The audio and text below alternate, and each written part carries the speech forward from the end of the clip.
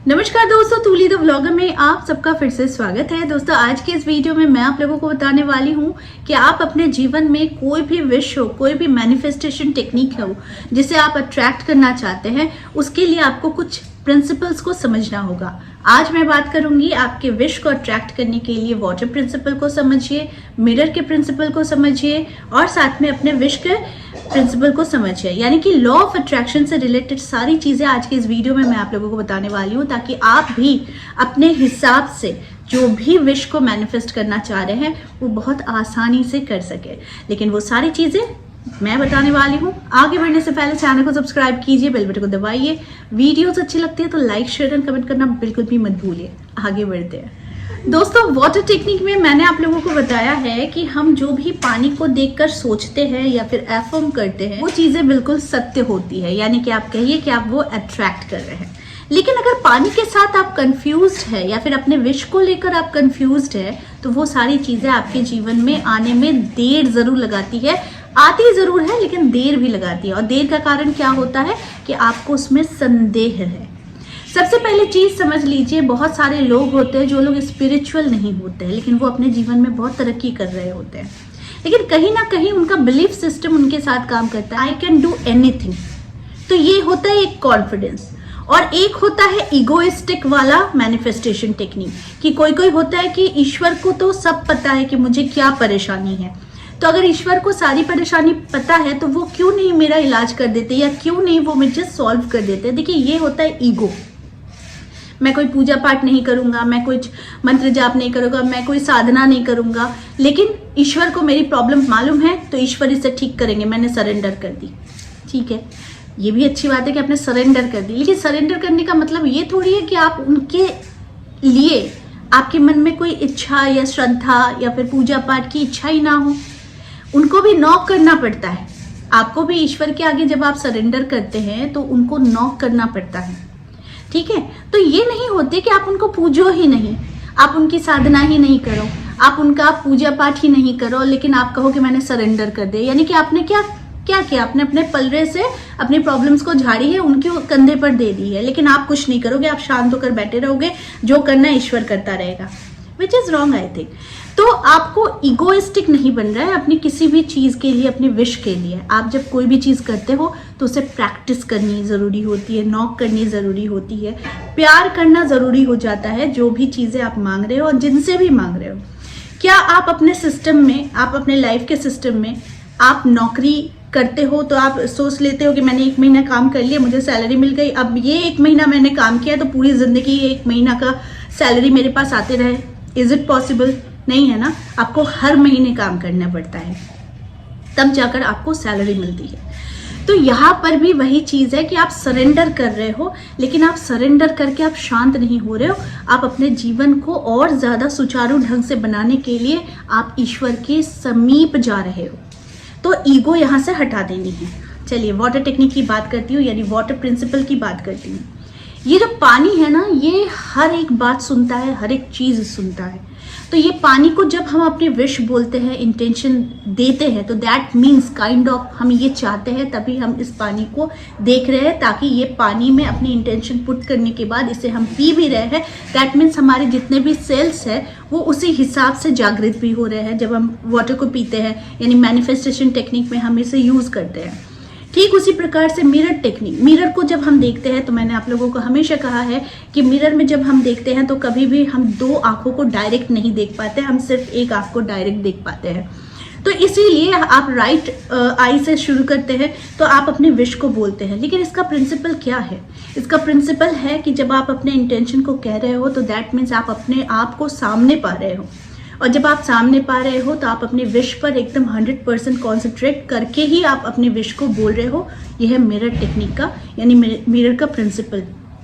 आप जो बोलते हो, जैसा बोलते हो, वही चीज आपके पास आती है। पानी भी वही है, आप जो बोलते हो, आप जैसा बोलते हो, वो आपके अंदर ही जा रही है। तो इसका प्रिंसिपल बहुत ही सिंपल है कि आप अपनी विश को जब भी बोल रहे हो या सोच रहे हो या फिर उस पर त्राटक कर रहे हो, तो उस पर 100% आपको भरोसा होना चाहिए कि ये चीज़ें मुझे मिलकर ही रहेगी। जब किसी चीज़ के आप आदी और ज़िद्दी हो जाते हैं ना, तो ये आपका कॉन्फिडेंस, आपका सेल्स, आपकी एनर्जी, आपकी वाइब्रेशन, ये सारी चीज़ें जो होती है ये बहुत ज़्यादा पावरफुल हो जाता है। तो जिस वजह से कोई भी आप विश हो, भले उसको टाइम लगता है, ठीक है, लेकिन वो पूरी ज़रूर होती है। कोई भी चीज़ अगर इंस्टेंट मांग रहे हैं तो ये बहुत डिपेंड करती है आपकी फ्रीक्वेंसी पर, आपकी एनर्जी लेवल पर, आपकी कितनी हाई वाइब्रेशन की एनर्जी है। ये सारी चीज़ें बहुत मैटर करती है।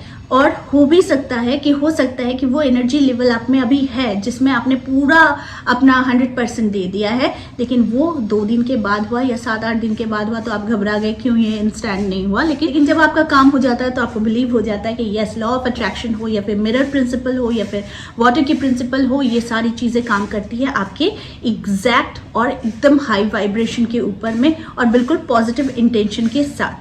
आप नेगेटिव होगे, इगोइस्टिक होगे तो कोई चीज़ें आपको मिलेंगी नहीं, क्योंकि आप उसी भंवर में फंस जाओगे कि ऐसा तो भगवान को पता है, भगवान को तो सबका दुख दर्द पता है, तो वो दूर क्यों नहीं करते हैं, उनको बोलना क्यों पड़ता है, क्यों नहीं बोलना पड़ेगा। तो इसीलिए ईगो को साइड में हटाइएगा और हमेशा याद रखिएगा कि कर्म प्रधान है हमारा जीवन। कर्म तो करना ही पड़ता है हर एक चीज़ के लिए। ईश्वर की पूजा भी हमें रोज़ करनी पड़ती है, आराधना उनके साथ रोज़ करनी पड़ती है, रोज़ उनके साथ हमारा मिलन होता है ना। तो यानी आप साधना करते हो, पूजा पाठ करते हो, मंत्र जाप करते हो या फिर आप कोई भी टेक्निक यूज़ करते हो, मेडिटेशन यूज़ करते हो, विजुअलाइज करते हो, तो दैट मीन्स आप ईश्वर के साथ अपना मिलान कर रहे हैं। तो ये मिलान प्रत्येक दिन ज़रूरी होता है। अगर ये मिलान आपके जीवन में नहीं होगा तो आप क्या सही है क्या गलत है आप समझ नहीं सकेंगे और सिर्फ अपने दिमाग के भंवर में ही फंसे हुए रहेंगे। स्पिरिचुअल जर्नी जो होती है ना, वो इंसान को सटीक पथ, सटीक दिशा, सही जीने का तरीका, सही जीवन में आगे बढ़ने का तरीका सिखा जाती है। हम सबको मालूम है कि कर्म का फल हमें रिटर्न होता है और कर्म का फल हमें भोगना ही पड़ता है। तो यहाँ पर जो इंसान गलत करता है उसका कहीं नहीं जाता है कर्म, वो सारी चीज़ें जमा हो रही है और उसको उसका भुगतान करना ही पड़ता है। तो आप जब कर्म कर रहे हैं, अच्छे कर्म कर रहे हैं, ईश्वर के लिए कर्म कर रहे हैं या फिर आप कोई भी चीज़ दिल से मांग रहे हैं, दैट मीन्स डेफिनेटली उसके पीछे कोई रीज़न है, कोई अच्छी रीज़न है जो आप चाह रहे हैं। अगर वो अच्छी रीज़न है तो definitely universe, divine power, divine शक्ति, ये सारी चीज़ें आपके पास ही आने वाली और कहीं नहीं जाने वाली है। अगर आप इस प्रिंसिपल को समझ लेते हैं कि एवरीडे का कनेक्शन विद वाटर हो गया, विद मंत्र हो गया, विद पूजा पाठ हो गया या फिर विद मेडिटेशन हो गया, तो दैट मीन्स आप हर दिन ईश्वर के साथ अपना मिलान कर रहे हैं। ये जो मिलान है यही आपकी तरक्की का कारण बनता है, क्योंकि आप एक चीज़ के लिए सजग है, आप ज़्यादा जागृत है, आप एक्सक्यूजेस नहीं दे रहे हैं। अगर आप लाइफ में एक्सक्यूजेस देंगे और आप कहेंगे कि मैंने तो सब ईश्वर पर छोड़ दिया, विच इज़ गुड, लेकिन आप ईश्वर को याद ही नहीं करेंगे छोड़ने के बाद से, दिस इज़ रॉन्ग। तो इसके लिए ही जो प्रिंसिपल है इसे समझिए। वाटर प्रिंसिपल भी कहता है आप जो सोचते हो, आप जो कहते हो, आप जो चाहते हो, वो सारी चीज़ें ये वाटर एब्जॉर्ब करता है। ठीक उसी प्रकार से, क्योंकि हम इसे वाटर मैनिफेस्टेशन टेक्निक कहते हैं, उसी प्रकार से मिरर, हम जो कहते हैं, जो सोचते हैं, जैसा चाहते हैं, जैसा खुद को देखना चाहते हैं, मिरर वही चीज़ आपके सामने लेकर आता है, क्योंकि वो एनर्जी आपको रिटर्न कर रहा है, वो एब्जॉर्ब नहीं कर रहा है, अब वो चीज़ें आपको रिटर्न कर रहा है, बाउंस बैक कर रहा है।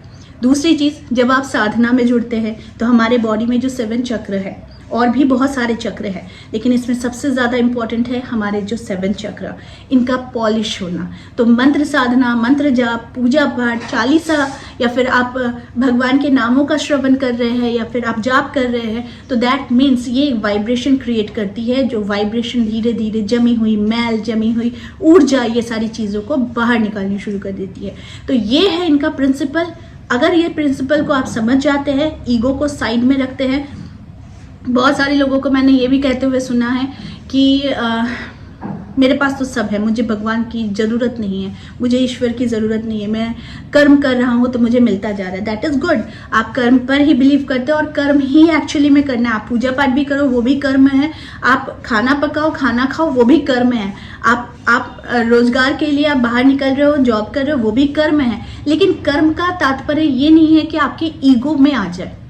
ईगो को दूर हटा के किसी चीज को कीजिए। अगर आपको बिना पूजा पाठ के कोई चीज मिल रही है तो दैट मीन्स यहाँ पर भी ग्रेटिट्यूड की भावना होनी चाहिए, क्योंकि कहीं ना कहीं ईश्वर का आशीर्वाद है कि आप बिल्कुल ठीक ठाक हो और आपके जीवन में आप अग्रसर हो रहे हो, तो ये भी आशीर्वाद ही है। तो उस चीज का भी एटलीस्ट ग्रेटिट्यूड देना चाहिए।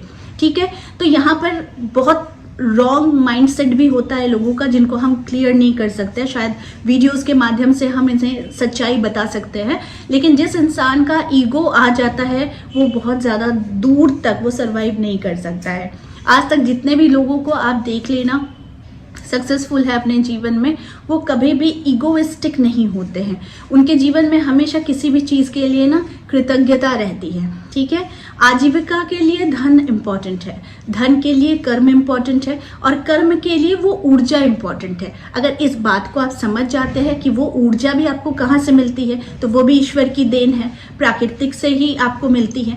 तो अगर इस चीज़ का आपको ध्यान आ जाए, आप समझ सके, तो डेफिनेटली आपके जीवन में कोई भी चीज़ कभी भी इम्पॉसिबल नहीं रहेगी। तो ये था प्रिंसिपल, वो वाटर टेक्निक हो, वो मिरर टेक्निक हो, या फिर वो लॉ ऑफ अट्रैक्शन की टेक्निक हो, या फिर आपकी साधना की टेक्निक हो। सारी चीज़ों का एक प्रिंसिपल होता है। वो प्रिंसिपल को अगर आप समझ जाते हैं तो आप अपने जीवन में कुछ भी अट्रैक्ट कर सकते हैं। तो आई होप आज का वीडियो आप लोगों को अच्छा लगा होगा। इस तरह के वीडियोज़ मैं आप लोगों तक लाते रहूंगी। आज के लिए बस इतना ही, फिर मिलेंगे एक नए टॉपिक के साथ। तब तक के लिए आप सबको मेरा प्यार भरा नमस्कार।